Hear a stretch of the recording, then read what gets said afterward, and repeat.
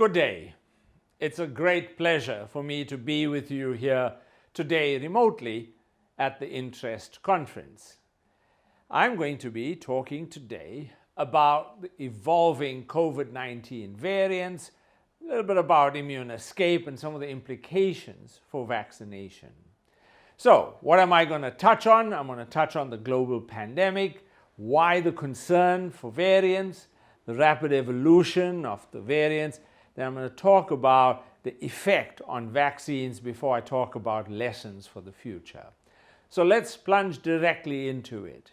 When we look at each of the first three global waves, they pale in comparison to the Omicron wave. Because Omicron transmits so much faster, what we are seeing in Omicron is a very rapid rise in cases, a much higher peak. And as we come out of the Omicron wave, we had a second blip with the BA.2 subvariant of Omicron. But as expected, the fourth global wave is now receding and we are going into a period of lower transmission. But if we look at the clinical impact of COVID-19, it is quite striking that literally this disease affects a human being literally from head to toe. And the range of different systems that are impacted, the range of different pathologies we are seeing with COVID remains one that we continue to understand and better appreciate over time. One of the things that we've had to come to terms with is the sheer impact in terms of death. What we have seen is globally, there have been about 6.1 million deaths that have been reported. But if you look at the excess deaths, which takes into account deaths that were not expected over and above what historically was reported, we see a number that's closer to 20 million. At 20 million deaths, that is quite a toll from COVID-19. But it's not just about deaths. In this disease, besides the range of pathologies we see in acute infection, besides the deaths that we see, it's also about long COVID. As our patients describe it, it feels like a brain fog. They can't concentrate, they can't read. It affects so many different systems. The fatigue, the shortness of breath, and we are now seeing the tsunami of long COVID after each of the waves has passed, because long COVID has this long tail of symptoms. So, why are we concerned about variants? Well, here I'm presenting to you the first wave in India, in Brazil, and in South Africa. As you can see, the first waves in each of these countries had substantial impact, but nothing compared to the second waves. In India, the Delta variant drove a second wave that produced amazing misery. I mean, just those pictures on our television screens of the number of people who were dying in the hospital car parks because there were no beds and no oxygen available. In Brazil, the Gamma variant drove a horrific second wave, and in South Africa, the Beta variant drove the second wave and the Delta variant the third wave. So what we are seeing is that new waves are being driven by variants. And so we need to understand those variants and we need to understand their evolution. So initially, the ancestral strain acquired very quickly a single mutation at position 614. And that mutation, or that mutant, we'll refer to it as the D614G variant, spread through most of Europe and indeed spread through most of the world. But what we began to see at the end of 2020 were variants that were significantly different from the ancestral strain. And so we've seen the Alpha, Beta, Gamma, Delta, and most recently the Omicron variants. And these variants have been marked by the way in which they have spread faster, and they have often caused more infections, more hospitalizations, though that trend has changed with Omicron. So what is driving these changes? Well, it's really about the underlying mutations. In the first 4 variants, what we saw was a limited number of mutations, and these mutations, principally in the receptor binding domain, were altering the ability of vaccine and natural immunity to identify these variants. And so what we were beginning to see was immune escape.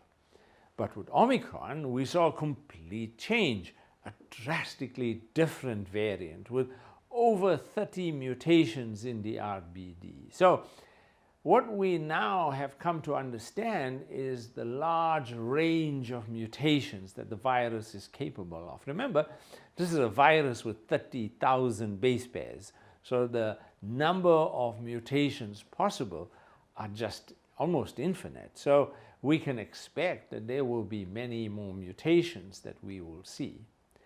But what has been happening is that as this virus has been mutating to lead to new variants, each new variant was more fit. It was able to transmit faster, it was able to escape some immunity, and so was able to establish itself and often became a globally dominant variant. And that's what you see here, how each variant displaces the previous ones to become the globally dominant variant. So let's look at the effect of these variants. Well, let's understand it in the context of the 5 key benefits of COVID-19 vaccines. Let me touch on those benefits. So there are 4 individual benefits to the vaccinee. And those are that vaccines decrease the number of asymptomatic infections. They also decrease the number of clinically apparent infections. But what we are also seeing is a very significant benefit of vaccines in terms of preventing severe disease, hospitalization, and death. So its impact on reducing the severe forms of infection have been quite important. And then we've also seen emerging evidence that vaccines also reduce progression to long COVID. So besides those 4 individual benefits, we are now seeing evidence emerging, and there are now several studies published in the last 2 months that show the community benefits of vaccines, where we see a decrease in the secondary attack rate in those who've been vaccinated among their close contacts. And that decrease is being driven often by a lower level of infectiousness, in other words, a lower amount of virus in the nose and throat, and a shorter duration of infectiousness. But each of these benefits, we also understand, vary, and they vary by the type of vaccine that we've had. Varies by the time since you were last vaccinated, because immunity wanes with time. It also varies with the variant, the viral variant that's currently being transmitted. And finally, it varies if an individual has immunosuppression, as that impacts the immunity that they develop. So let's go into the first 2 benefits. What we have seen, for example, in the Pfizer vaccine trial, we saw that there were 66% fewer asymptomatic infections in those who received 2 doses of Pfizer. So we are seeing a clear benefit, not just that the vaccines decrease clinical illness, but they also decrease the number of asymptomatic infections. But they also have a marked effect on clinical infections, a 95% reduction in clinically evident infections. But that benefit, that 95% benefit, was reported in the original trial done in the USA, where the target was the original D614G variant. Against other variants, the efficacy of the 2 doses of Pfizer has been somewhat different. Against the Beta variant in Qatar, the efficacy of 2 doses of Pfizer dropped from 95% to 75%.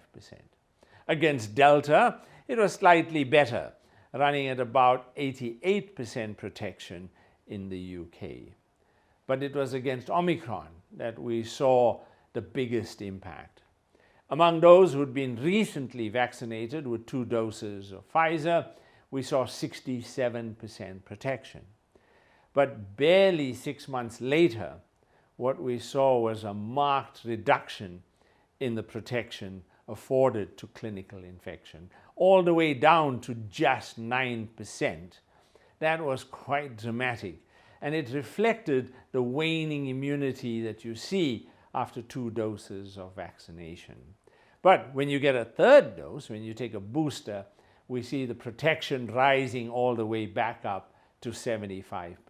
So what we have seen very clearly is the benefits of vaccines, both in preventing asymptomatic infections and symptomatic infections, but that their benefits in symptomatic infection varies in relation to the variant and varies in relation to time since vaccination. Let's look at the 3rd benefit of vaccines, and that is that regardless of the type of vaccine, regardless of when the vaccine was taken, and regardless of the variant, what we are seeing consistently across the board is we are seeing very high levels of protection in the 80s and often 90% range against severe disease, hospitalization, and death. In this analysis, I'm showing you from New York State, in a study of 8.8 million people, we see pretty high levels of protection against severe disease and hospitalization. But it was this diagram from the US CDC that said it all to me. This picture speaks more than 1,000 words. What we see here is that individuals who've received 3 doses of vaccine, compared to those who are unvaccinated, the difference in death rates is marked. Unvaccinated individuals are 78 times more likely to die from COVID-19 than those who've received a booster. If ever we wanted to see its marked benefits in terms of mortality, this diagram from the CDC says it all.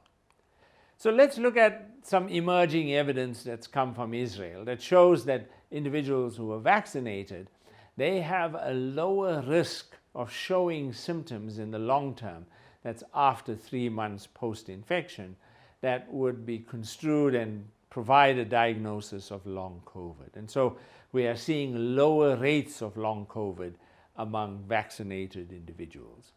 So let me now proceed to what for me is really critical in terms of vaccines, and that is, are vaccines reducing the spread of the virus? They're not just about individual benefit, but are we benefiting as a community? And here, this is a paper published in the journal Science. It's a very clever design. They looked at the parents, where one or both or neither of the parents were vaccinated. And then they looked at the unvaccinated children to look at the secondary attack rate. So comparing parents who acquired infection with and without vaccination, what they showed is that vaccinated parents who became infected were 72% less likely to transmit the virus to their unvaccinated children. That's such a marked benefit. And if you look at that benefit, you can translate it in this next study. This is a study published in the New England Journal of Medicine, and it looked at about 150,000 contacts of individuals who were vaccinated and individuals who were not vaccinated. and they compared the benefits of 2 doses of Pfizer. And what they showed is that those individuals who had 2 doses of the Pfizer vaccine and they became infected, there was a 68% lower risk that they spread the virus to people in their households, either visitors or their live-in household contacts, individuals they interacted with at events like dinners and so on, and finally a marked effect also in workplace colleagues. So if ever there was a strong case to be made for vaccination, this reduction, this protection that vaccinees provide to those around them is quite marked. And how is it that we see that benefit? Well, this study from Nature Medicine shows the decline in the amount of virus, in the viral load in the nose and throat among vaccinees compared to those who are unvaccinated. So vaccinees have less virus and so spread the virus less. But importantly, in this study from Singapore, it shows that vaccinees are also infectious. They are also PCR positive for a shorter period than those who are unvaccinated. So vaccination reduces viral load and period of infectiousness. That translates into a secondary attack rate that is significantly lower than in those who are unvaccinated. So let me proceed now finally to lessons for the future. What can we expect next? And I'll draw on South Africa as the basis on which we can look at what might happen. So if we look at South Africa, the first 3 waves were driven by the D614G variant, the Beta variant, and the Delta variant. In each of those 3 waves, the variants spread faster. Each subsequent variant not only caused a higher peak and more infections, it also caused more hospitalizations and more deaths. Omicron has changed that. In Omicron, we saw a higher peak, more infections, but we saw fewer admissions and fewer deaths. So, if you look at the periodicity of these waves, we have a roughly 3-month gap between waves. Based on that, we can expect if the past trends continue into the next wave, we're likely to see the next wave in South Africa sometime in May. So that's about a 3-month interval since Omicron. Now, if we're going to see a wave in May, what is that wave going to look like? Well, that wave can only really occur if we have a new variant, because Omicron generates pretty good immunity against itself and against past variants. So it has to be some kind of new variant. And that variant is likely to spread faster, otherwise it won't be able to displace Omicron. And it's likely to have some level of immune escape. Because there is such a high level of immunity within the population, immune escape is going to be essential.